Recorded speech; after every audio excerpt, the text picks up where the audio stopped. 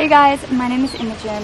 Welcome to my channel if you're new here. So nice to have you. It's the 6th of January. This video started out as a ease into the new year with me. I was doing some journaling, doing some goal planning. I really went new year, new me with the new hair and everything. I teach you guys how to make a junk journal. If you guys don't follow me on Instagram, it would be so amazing if you went over there and followed. Please don't forget to like the video if you like the video and subscribe. It really helps my channel. One of the decisions that I've made this year is to really focus on my community and my connection with you guys. We're gonna go back to 7 days ago. This week we will be getting creative together, making our own journals, chatting about our goals and enjoying a slow start to the new year. Welcome to my first video of 2025. It feels so crazy to say. We are going to be making our own journal. We're going to be scrapbooking. We're going to be goal planning. It is currently 12:47, Tuesday the 31st of December. I could not be more excited about this new year, you guys. It is much welcomed for me. The last couple of years have basically been a tornado of change and instability for me. So I'm excited for 2025 because I think I can finally step into probably the most stable period of my entire life. I adore journaling. I adore it in all of its forms. It doesn't have to just be daily recap or this is my goal for the week. It can be literally anything. One thing I'm really excited to do more of next year that I haven't really delved into before is scrapbooking. I bought the Making Memories book that you've probably seen all over your social media and I'm excited to actually use it this year. I am not an overly sentimental person, but I kind of want to be. You're going to need some fabric glue, a paintbrush or an old makeup brush like I used, a pair of scissors and of course some material to cover your cardboard with. The journal that I used actually had its own cardboard cover. I didn't follow any instructions for this, so I didn't even use a ruler or any kind of measuring instrument, but you can absolutely do this much better than I did. I'm sweating. I ended up making probably the wonkiest fabric cover ever. This doesn't have to be perfect. It is not the point of this activity. This is just for fun. No one else is gonna see this journal other than you, so don't worry. I lined everything up and then I got to work on figuring out where I would actually need to cut the rest of the fabric. Fits perfectly, folding in at the center, so I think I'm just gonna start gluing. Okay, I have essentially laid everything flat. I am not a connoisseur at this. Could end very badly.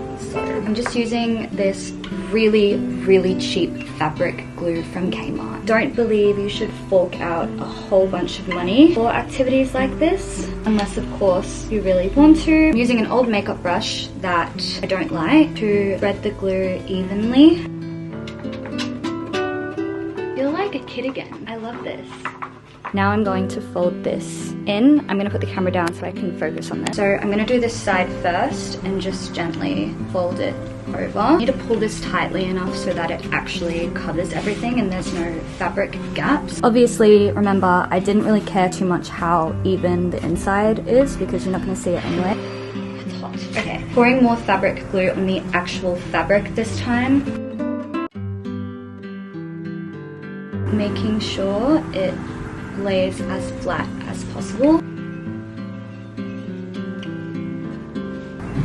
This is what it's looking like. I'm gonna do the other side off camera so I can concentrate.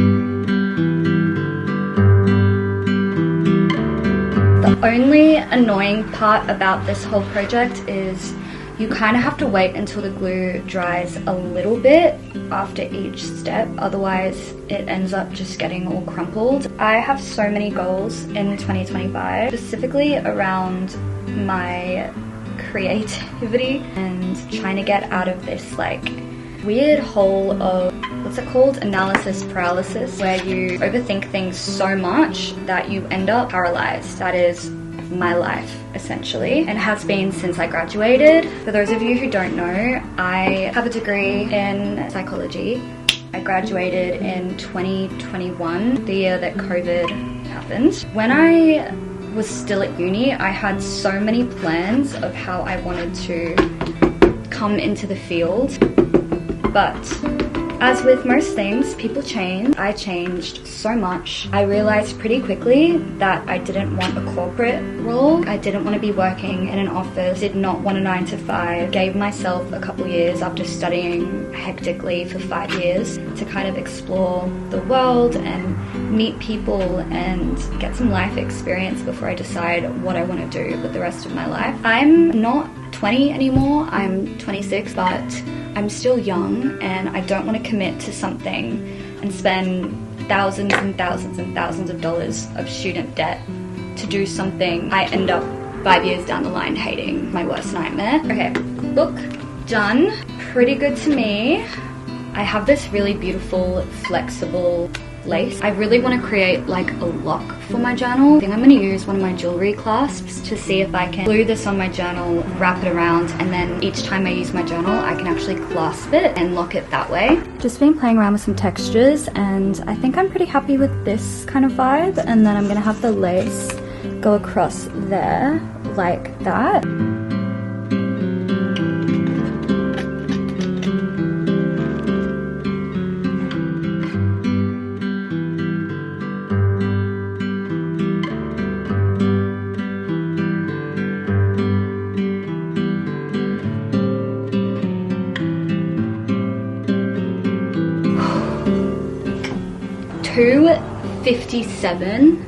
$2:58 in the afternoon. Been doing this for almost 2 hours. I don't know why I thought this would be like a pretty easy, non-time consuming, fun little thing to do, but it has taken me so long. I'll show you what I've done so far. This is the front of the journal. So I've got a blank space here where I'm going to either paint or stick on like 2025.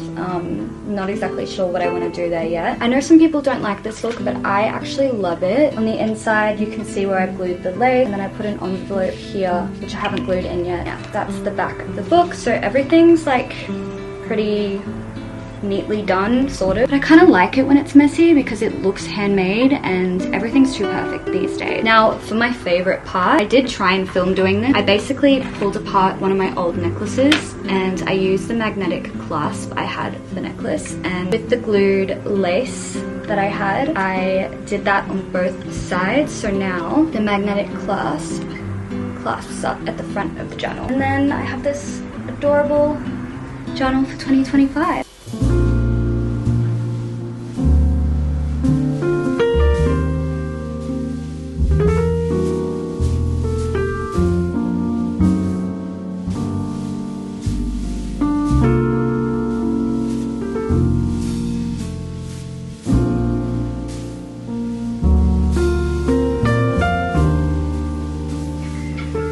That's the creepy thing too. It's like I was just sitting here waiting for you to finish your B-roll and that first one, so, and then it's like I thought it just reset itself. And then I mean, how weird too. What he said he's got. I'm actually watching BuzzFeed Unsolved. I'm trying to find somewhere to set up this camera. Hold on.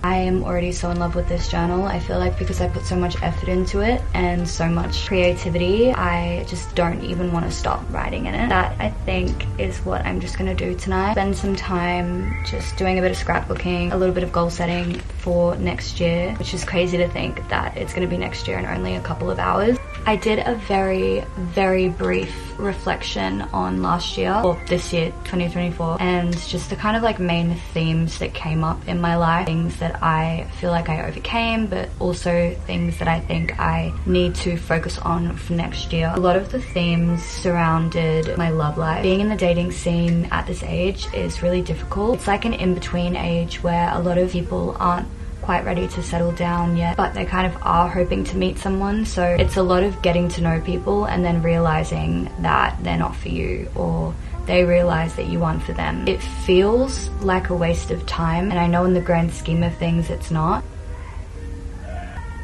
This is my current little beauty setup. Look how cute this is. I've got my current favorites here, and also it just looks really aesthetic. And then I've got like a bit of a mess over here, but these are things that I use every single day.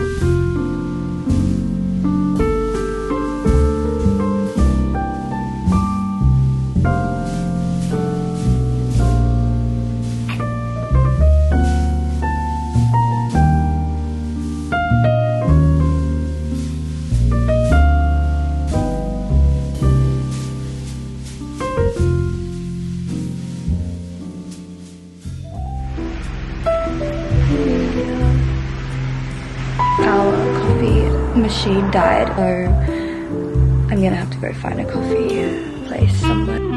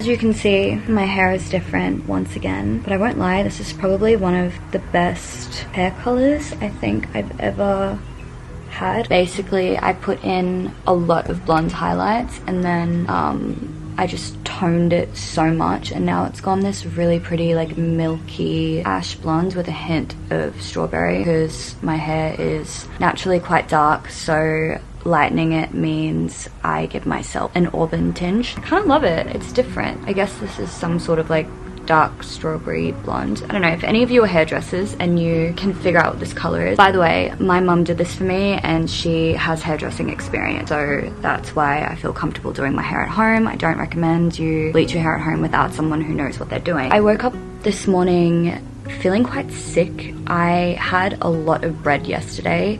Again, not something I usually eat. It has really affected me. So I've been sitting in bed all day. I made my own body oil, evening primrose oil with rose water, cinnamon, vanilla, and coconut organic fragrance essences, and smells so divine. Yesterday I got so many compliments on what perfume I was wearing, and it's literally just this. I use organic evening primrose oil. My mum in her 20s used to make body products, lip products, face care products, teas, essential oils, so once again I have very good authority with her. She was able to teach me a lot growing up about herbs and how to make your own body care products are actually good for your skin. I wanted to talk a little bit about the new year and the, I guess, like expectation that we put on ourselves in the beginning of the new year. I started off this video really excited and I was journaling and I was scrapbooking and it was all fun. But a couple days have gone past and I was talking to some of the girls at work about this, and we're all kind of feeling this sense of pressure for things to be different already, even though the new year literally just started. We haven't even been given a chance to work on the goals that we've set, and we're already kind of feeling like a sense of urgency. And I just wanted to say that if you do feel like this, you are not alone. There are so many people I've spoken to over the last couple of days that are so stressed over the goals that they've set. The thing about goals is they are simply just a framework for you to set up your day-to-day life in. We put lots of pressure on it, but I actually think that it does the opposite effect. It reminds me of a seesaw a little bit. Like sometimes it can go a little bit too far in the other direction. It needs to be balanced. For the first year since I was probably in high school, I've decided to do something I've never done, and that is take a year off. And no, I don't mean take a year off YouTube. I mean take a year off as many of the stressful things in my life that seem to be just sucking all of the soul and creativity out of me. Decided to postpone my studies until 2026 and my creative self a real crack at this life. I hope to see you along the way. Love you guys.